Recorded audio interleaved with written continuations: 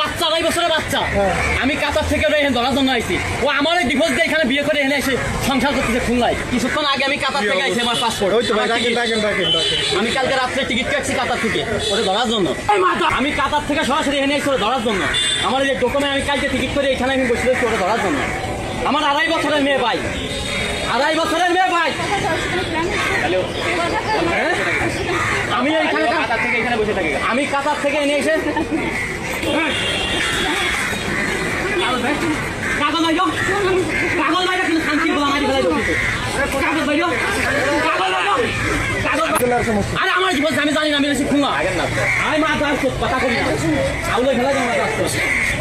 কাগজ বাইর, ঠিক আছে কাগজ বাইর। ভাই তোমার বউ যদি 4 বছর তোমার লগে সংসার করার পরেও একটা সন্তান রেখে অন্য জায়গায় যাইতে পারে, তার মানে দোষটা তোমার বউরেই। যদি শাসন করার দরকার হয়, আগে তোমার বউরে শাসন করো, ওই লোকটার নামাইরা। সত্যি কথা বলতে তোমার বউয়ের কুরকুরানি বেশি।